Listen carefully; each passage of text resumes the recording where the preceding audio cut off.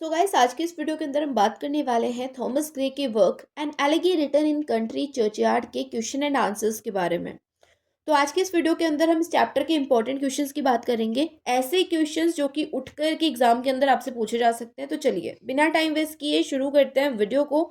तो सबसे पहले हम जो 2 मार्क वाले क्वेश्चंस हैं उनकी बात करेंगे। उसके बाद में मैं आपको 16 मार्क वाले जो क्वेश्चंस होते हैं या फिर जो 8 मार्क वाले 12 मार्क वाले जो क्वेश्चंस होते हैं उनको बताऊंगी। तो सबसे पहले बात करते हैं शॉर्ट क्वेश्चंस की। तो हमारे पास फर्स्ट क्वेश्चन है, write Thomas Gray as a romantic poet. अब हम सभी को पता है, हमने जो चैप्टर पढ़ा था, ये जो चैप्टर हमने पढ़ा था उसके अंदर हमने देखा था कि जो थॉमस ग्रे हैं वो एक रोमांटिक पोइट है, एक ट्रांजिशनल पोइट है।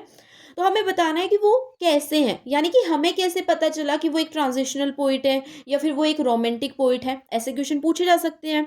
तो आप क्या लिखोगे? देखो, हम जब भी उनके वर्क पढ़ते हैं उनके अंदर हमें क्या दिखता है? सबसे पहले वो एक आम आदमी के बारे में बात करते हैं, जैसे कि इसी चैप्टर में ले लो। उन्होंने जो है ऐसे लोगों के बारे में बात करी है जिनकी कब्र इतनी ज़्यादा डेकोरेटिव नहीं है, जिनकी टूम्स ज़्यादा डेकोरेटिव नहीं है, उनके बारे में बात करी। यानी कि वो आम लोगों के बारे में बात करते हैं, कॉमन मैन के बारे में बात करते हैं। दूसरा, उनके जो इमोशंस दिखते हैं, उनकी जो पोएम्स होती हैं या फिर जो उनके वर्क्स होते हैं, उनके अंदर जो उनके इमोशंस होते हैं वो बहुत ज़्यादा स्ट्रांग होते हैं, है ना। और साथ में जो है वो अपनी इमेजिनेशन को एक हाई लेवल पे ले जाते हैं। आपने देखा होगा इस पोएम के अंदर भी उनकी इमेजिनेशन जो है वो कितनी ज़्यादा हाई लेवल की है। तो ये जो चीज़ें हैं, ये जो पॉइंट्स आप जो है इस आंसर में लिख सकते हो। तो मैंने यहाँ पे स्क्रीन के ऊपर आपको जो है आंसर दे दिया है, इसको आप लिख सकते हो। अब बात करते हैं सेकंड क्वेश्चन की। तो अब हमसे ये पूछा जा सकता है कि हमें बताना है कि जो थॉमस ग्रे है वो एक क्लासिस्ट कैसे हैं। उनको आप क्लासिस्ट कैसे कह सकते हो, ये हमें बताना है। तो इसके अंदर आप क्या लिखोगे? देखो, वो हमेशा जो है क्या करते हैं, अपनी पोएम्स के अंदर जो है कुछ डिवाइसेस को यूज़ करते हैं। जैसे कि वो पोएटिक डिक्शन यूज़ करते हैं। उनका जो वर्क होता है वो सेंसियस होता है, यानी कि उसके अंदर कोई सेंस तो बनता है, ऐसे तो नहीं बिना सेंस के बात करते हैं वो, है ना। कुछ सेंस होता है उनकी बात में। तो जो उनका वर्क होता है वो जो है सेंस रखता है, सेंसियस आर्ट होता है उनका। वो जो है मिथ मेकिंग भी करते हैं, मिथ्स भी बनाते हैं। सिंबोलिज्म भी उनके वर्क के अंदर दिखाई देता है ना। सिंबल भी होता है कुछ उनके वर्क के अंदर। तो ये जो सारी चीज़ें हैं ये उनके वर्क्स के अंदर दिखाई देती हैं, ये हम लिख देंगे। इसीलिए वो क्या है, एक क्लासिस्ट है। ठीक है। स्क्रीन के ऊपर मैं आंसर देती जा रही हूँ, आप इनको जो है यूज़ कर सकते हो। अब ये ऐसे क्वेश्चंस हैं इस चैप्टर के जो कि उठ कर के डिट्टो आ सकते हैं, 2 मार्क वाले क्वेश्चन, और ये 16 मार्क में भी आ सकते हैं। तो मैं जो है यहाँ पे 2 मार्क के हिसाब से भी आपको दिखा रही हूँ और 16 मार्क के हिसाब से दिखा रही हूँ। अगर आपका जो क्वेश्चन है वो 2 मार्क का है तो आप क्या लिखोगे? ये सिर्फ 4-5 पॉइंट्स लिखोगे। अगर 16 मार्क का है तो इन पॉइंट्स के आगे भी आपको लिखना है, जैसे कि यहाँ पर यूज ऑफ पोएटिक डिक्शन। तो पोएटिक डिक्शन क्या होता है, कैसे वो यूज करते हैं, वो भी आप लिखोगे। किसमें? 16 मार्क वाले क्वेश्चन में, या फिर 8 मार्क वाले क्वेश्चन में, 12 मार्क वाले क्वेश्चन में आते हैं ना ये ऐसे क्वेश्चन। तो इनमें आपको फिर पूरा डिटेल में बताना है, एक एक पॉइंट को डिटेल में जो है समझाना है। लेकिन अगर 2 मार्क का है तो फिर तो कोई दिक्कत ही नहीं है, 4-5 पॉइंट लिखोगे, बात खत्म हो जाएगी। ठीक है। तो आप इसमें अपने हिसाब से भी कुछ डाल सकते हो। मैं यहाँ पर आपको जो है ओवरऑल बता रही हूँ कि ऐसे आप लिख सकते हो बना करके। अब बात करते हैं थर्ड क्वेश्चन की। तो थर्ड क्वेश्चन हमारे पास है, discuss Thomas Gray as an elegiac poet. हमें इन्हें एक एलेगियक पोइट की तरह दिखाना है, बताना है कि ये एक एलेगियक पोइट क्या है, कैसे हैं। अब सबसे पहले तो हमें ये पता होना चाहिए कि एलेगी का मतलब क्या है ना। अब तभी तो हम बताएंगे। तो आपको स्क्रीन के ऊपर दिख रहा होगा, है ना। एलेगी का मतलब क्या होता है? Initially the term एलेगी included war songs, political poems, love songs. अब यहाँ पर एलिगी, एलिगी का मतलब क्या होता है? जो एलिगी टर्म होती है वो किसके लिए यूज़ की जाती है? ये जो है जो युद्ध में जो सॉन्ग्स होते हैं, आपने सुना होगा युद्ध के अंदर जब युद्ध होता है तो उस टाइम पे जो है कुछ सॉन्ग्स होते हैं, कुछ सॉन्ग्स गाए जाते हैं युद्ध के टाइम जाने के समय। तो वो जो सॉन्ग्स हैं उनको हम एलिगी में जो है कहते हैं। या फिर पॉलिटिकल पोएम्स, जो पॉलिटिकल पोएम्स होती हैं वो भी एलिगी टर्म के अंदर ही आती हैं। तो सबसे पहले आपको एलिगी का मतलब समझाना पड़ेगा, फिर आपको बताना है कि थॉमस ग्रे कैसे एक एलिगियक पोइट है, ये आपको बताना है। तो स्क्रीन के ऊपर आपको आंसर दिख रहा होगा। अब यहाँ पर हम बात करेंगे किसकी? लॉन्ग क्वेश्चंस की। मैं आपको कम्युनिटी पोस्ट में भी डाल दूंगी, अगर आपको जो है यहाँ से समझ में नहीं आ रहा, वैसे तो स्क्रीनशॉट ले सकते हो यहाँ पर भी। अगर फिर भी कोई दिक्कत आती है, कोई भी डाउट रहता है तो आप मुझे कमेंट सेक्शन में पूछ लेना, उसको जो है मैं क्लियर करने की बिल्कुल कोशिश करूंगी। अब बात करते हैं 16 मार्क वाले क्वेश्चंस की।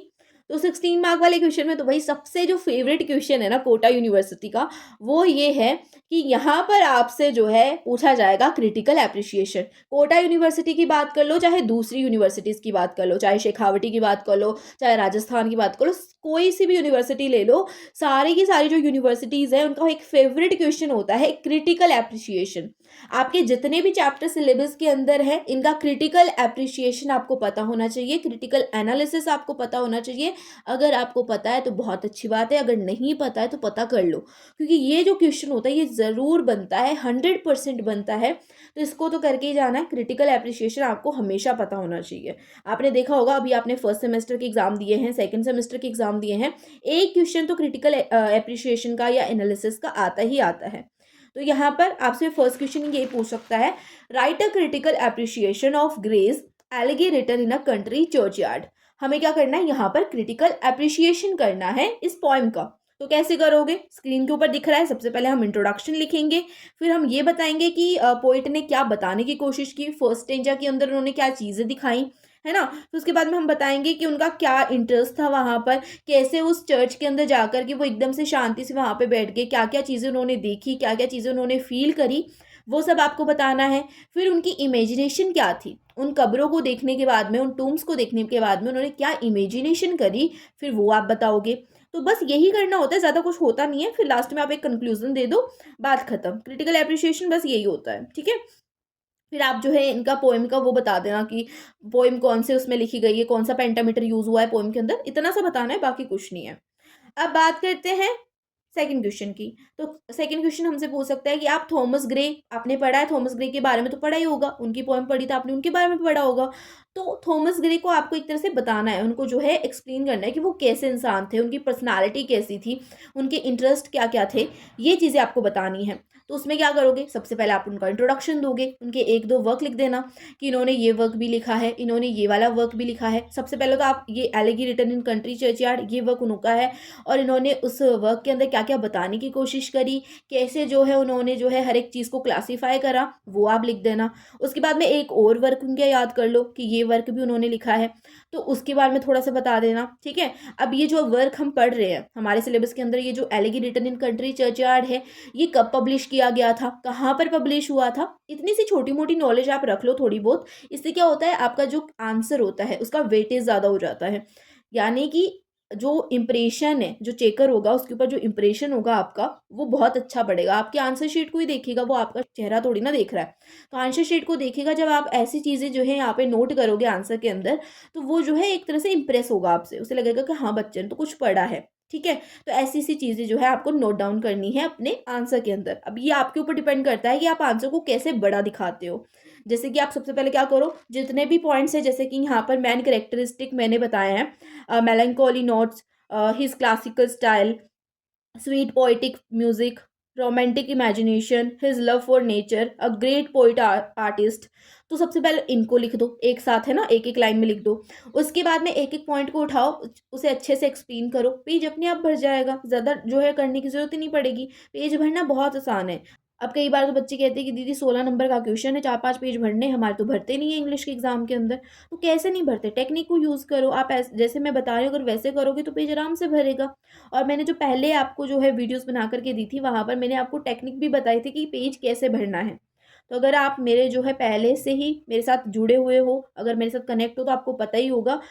अगर नहीं भी देखी है पहले वाली वीडियोस, तो अब मेरे साथ जुड़ जाओ, ठीक है। आगे आगे जो है आपको वीडियोस मिलेंगी ऐसे टॉपिक्स के ऊपर, जैसे कि पेज कैसे भरना है, कैसे कम वर्ड्स में जो है आप ज़्यादा लिख सकते हो।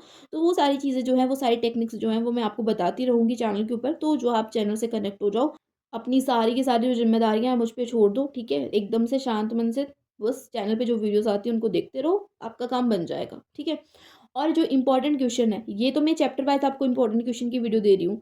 आपको जो है एक पूरा ओवरव्यू मिलेगा सिलेबस का, पूरे के पूरे इंपॉर्टेंट क्वेश्चंस जो है मैं चैनल के ऊपर पोस्ट करूँगी एक वीडियो, एग्ज़ाम से 3 से 4 दिन पहले।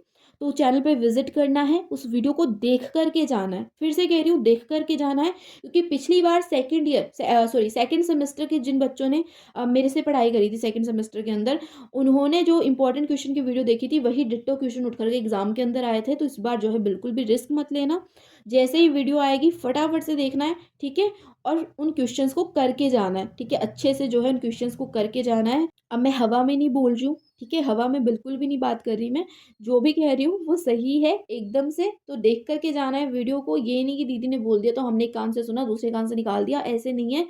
देख करके जाना है वीडियो को, आपके लिए बोल रही हूँ। अगर देख करके जाते हो तो बहुत अच्छा होगा, एग्जाम बहुत अच्छा जाएगा। और अगर मेरे पे यकीन नहीं हो रहा तो कम्युनिटी पोस्ट देख लेना, चेक कर लेना, वहां पर जो है बच्चों ने कमेंट किए हुए हैं कि दीदी जो आपने बताया था डिट्टो वही एग्जाम के अंदर आया है, ठीक है। तो बस अब क्वेश्चंस देख लो, आंसर्स जो है आपको स्क्रीन के ऊपर दिख ही रहे होंगे। तीसरा क्वेश्चन देख लो, जैसे कि account for Gray as a transitional poet. Transitional poet कैसे हैं ग्रे, ये हमें बताना है। तो इसके ऊपर आप आंसर लिख सकते हो, पूरा मैंने जो है आपको आंसर दे दिया है, स्क्रीनशॉट लेना चाहो तो ले सकते हो। तो बस यही था आज की इस वीडियो के अंदर, यही क्वेश्चंस थे जो कि इस चैप्टर से आ सकते हैं, जिसमें से सबसे ज़्यादा इंपॉर्टेंट है क्रिटिकल एप्रिसिएशन और ट्रांजिशनल पोइट। कैसे जो हमारे ये थॉमस ग्रे हैं वो एक ट्रांजिशनल पोइट है, कैसे ये एक रोमांटिक पोइट है, या फिर हमें कैसे पता कि एक रोमांटिक पोइट है। ये सब जो क्वेश्चंस होते हैं ये बहुत इंपॉर्टेंट होते हैं, तो इनको बस करके जाना। और इससे बाहर इस चैप्टर के अंदर से कुछ नहीं आएगा, तो टेंशन फ्री हो जाओ। अब नेक्स्ट वीडियो आपको कौन से चैप्टर के क्वेश्चन आंसर्स पे चाहिए वो भी कमेंट सेक्शन में बता देना, नहीं तो अगर नहीं बताओगे तो मैं ओड टू इवनिंग पे वीडियो बनाऊंगी, और उसके बाद में जो आपका पूरा सिलेबस है हम उसको सॉल्व करेंगे। अगर आपको किसी और टॉपिक पे वीडियो चाहिए, अगर आपको लगता है कि दीदी ने इस टॉपिक पे वीडियो नहीं बनाई है, हमें चाहिए, तो कॉमेंट सेक्शन में उस टॉपिक का नाम कॉमेंट कर देना, मैं उसके ऊपर जल्दी से जल्दी वीडियो बनाने की कोशिश करूंगी। तो बस मिलते हैं नेक्स्ट वीडियो में। अगर वीडियो अच्छी लगी है तो वीडियो को लाइक कर देना, चैनल को सब्सक्राइब कर लेना, तुम्हारे लिए अच्छा होगा भाई। जैसे ही कोई नई वीडियो जो है चैनल के ऊपर पोस्ट होगी आपको फटाफट से जो है नोटिफिकेशन मिल जाएगी, तो आपके लिए अच्छा होगा। आप जो है किसी भी वीडियो को देखने से चूकोगे नहीं। और अगर वीडियो अच्छी लगी तो शेयर भी कर देना वीडियो को अपने फ्रेंड्स के साथ में, भाई उनका भी भला हो जाए। तो बस मिलते हैं नेक्स्ट वीडियो में। अब मुझे बता देना नेक्स्ट वीडियो किस टॉपिक पे चाहिए। तो तब तक के लिए bye bye, take care, keep watching, keep learning, love you.